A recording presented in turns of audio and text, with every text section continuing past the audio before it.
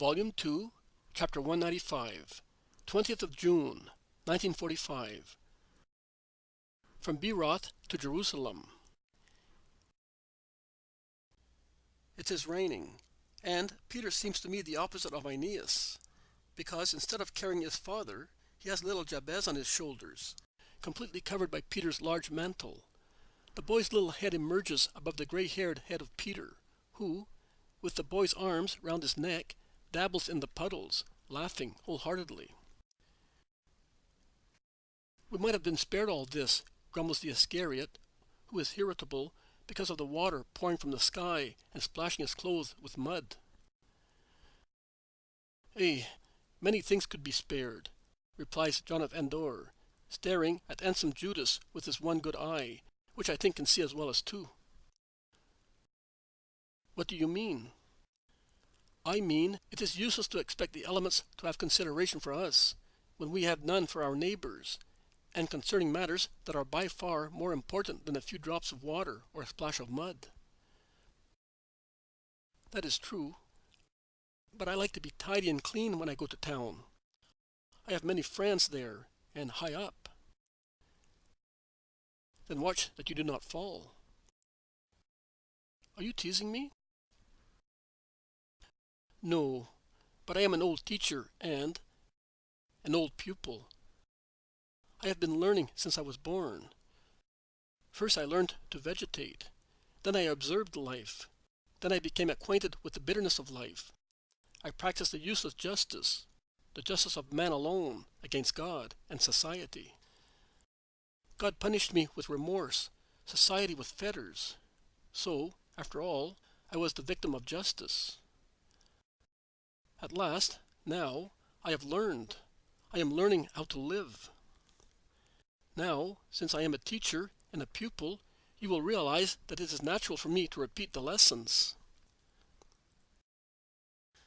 But I am an apostle. And I am a poor wretch, I know, and I should never take the liberty of teaching you. But, see, you never know what one may become. I thought I was going to die an honest and respected teacher in Cyprus, and I became a murderer and a convict serving a life sentence. But when I raised a knife to take vengeance, and when I was dragging the fetters hating the universe, if anyone told me that I was to become a disciple of the Holy One, I would have doubted whether his mind was sound. And yet, here I am. So, I may be able to give a good lesson also to you, an apostle, because of my experience, not because of my holiness. I would not dream of it. That Roman was right in calling you Diogenes." "Of course, but Diogenes was looking for a man and could not find one. I, luckier than he, found a snake where I thought there was a woman, and an adulterer where I thought I saw a friendly man. But after wandering about for many years, as I became insane through such experience, I have found the man, the Holy One. I know no other wisdom but Israel's." "If that is so, you already have the means for salvation. But now you have also the science, nay, the wisdom of God." "It is the same thing." "Oh, no, it is like a foggy day compared to a sunny day." "Well, are you anxious to teach me? I do not feel like it." "Let me speak. Once I used to speak to children. They were absent-minded. Then I spoke to shadows. They cursed me. Then to chicken. They were better, far better than the first two groups. Now I speak to myself, as I am not yet able to speak to God. Why do you want to stop me? I have but one eye. The mind's ruined my life. I have suffered from heart trouble for years. At least let my mind be fruitful. Jesus is God. I know, and I believe it, more than you do, because I have revived through his work. You have not. No matter how good he is still God, and I A poor wretch dare not treat him with familiarity as you do. My soul speaks to him. My lips dare not. My soul does, and I think that he perceives it weeping out of gratitude and repentant love. That is true, John. I do perceive your soul. Jesus comes into the conversation of the two. Judas blushes with shame, the men of Endor with joy. I perceive your soul. That is true. And I perceive also the work of your mind. What you said is correct. When you have been formed in me, your experience as a teacher and a diligent pupil will be of great help to you. Speak, do speak, also to yourself. Once, Master, not long ago, you told me that it is wrong to speak to one's ego, remarked Judas insolently. That is true, I did. But that was because you were grumbling with your ego. This man is not grumbling, he is meditating, and for a good purpose. He is not doing anything wrong. In brief, I am wrong. Judas is aggressive. No, your heart is impatient. But the weather cannot be always good. Farmers want rain. It is charity to pray that it may rain. And also this is charity. But look, there is a beautiful rainbow forming an arch from Ataroth to Ramah. We are already beyond Ataroth. We have passed a large sad valley, and here the country is cultivated and pleasant under the sun, which is breaking through the clouds. When we are in Ramah, we shall be 36 stadia from Jerusalem. We shall see the holy city again after that hill, which is the place of the horrid, lewd crime committed by the men of Gibeah. What a terrible thing is the concupiscence of the flesh, Judas. Judas does not reply. Instead, he delays, splashing angrily in the puddles. What's the matter with him today? Asks Bartholomew. Be quiet, lest Simon of Jonah should hear you. Let us avoid all arguments. And do not let us upset Simon. He is so happy with his boy. Yes, Master, but it is not right. I will tell him. He is young, Nathaniel. You were young, too. Yes, but he should not be lacking respect towards you. He raises his voice without wishing to do so.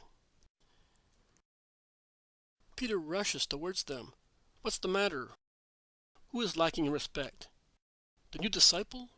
And he looks at John of Endor, who has discreetly withdrawn when he understood that Jesus was correcting the apostle, and is now speaking to James of Alphaeus and Simon Zealot. Not in the least. He is as respectful as a young girl. Oh, good. Otherwise, his one only eye was in danger. Well, it must be Judas. Listen, Simon, could you not busy yourself with your little friend? You took him away from me, and now you want to become engaged in a friendly conversation I'm having with Nathaniel. Do you not think that you want to do too many things? Jesus smiles so gently that Peter becomes uncertain about his own thoughts. He looks at Bartholomew, who, however, has raised his aquiline face and is scanning the sky. Peter's suspicion fades away. Peter's attention is completely diverted by the apparition of the holy city, which is now near, and is visible in all the beauty of its hills, olive groves, houses, and above all of the temple, a sight which must have been always a source of emotion and pride for Israelites. The warm April sun of Judea has soon dried up the slab stones of the consular road. Puddles of water have disappeared completely. The apostles are tidying themselves on the side of the road. They let down their tunics which they had pulled up. They wash their muddy feet in a clear stream. They tidy their hair and drape their mantles. Also Jesus does that. I see them all doing it. The entrance into Jerusalem must have been an important matter. To present oneself at the walls on these feast days was like presenting oneself to a sovereign. The holy city was the real Queen of Israelites. I realized that this year because I can notice the crowds and their behavior on the consular road. The processions of the various families form here, the women in one group, the men in another, the children in either, but all very serious and serene at the same time. Some fold up their old mantles and pull on their new ones from their traveling bags, or change sandals. Their gait then becomes solemn. It is really hieratic.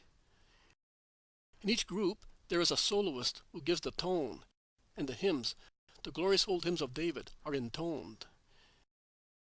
And people look at one another more lovingly, as if they had been pacified by the sight of the house of the Lord, and they look at the holy house, a huge cube of marbles surmounted by golden domes, placed like a pearl in the center of the imposing enclosure of the temple. The apostolic procession is formed as follows: Jesus and Peter in front, with the boy between them. Behind them, Simon, the Iscariot, and John. Then Andrew, who has forced John of Andor to stay between him and James of Zebedee. In the fourth row, the two cousins of the Lord and Matthew. Last, Thomas, Philip, and Bartholomew. It is Jesus who intones in his beautiful, powerful voice of a light baritone, a mellow voice with refined tenor vibrations. And Judas Iscariot, a pure tenor, answers together with John, with his limpid voice typical of young people. The two baritone voices of Jesus' cousins, and the almost bass voice of Thomas, whose baritone voice is so deep that it can hardly be classified as such. The others, who are not gifted with such beautiful voices, follow the chorus of the virtuosi, singing in low voices. The psalms are the known ones, called gradual psalms. Little Jabez, the voice of an angel among the strong voices of man, sings very well, probably because he knows Psalm 121 better than the others. How I rejoiced when they said to me, "We shall go to the house of the Lord." His little face, which only a few days ago was so sad, is now bright with joy. The walls are now close at hand. Here is the gate of the fish and the overcrowded streets. They go straight to the temple to say the first prayer. And then, peace in the peace of Gethsemane, then supper and rest. The journey towards Jerusalem is over.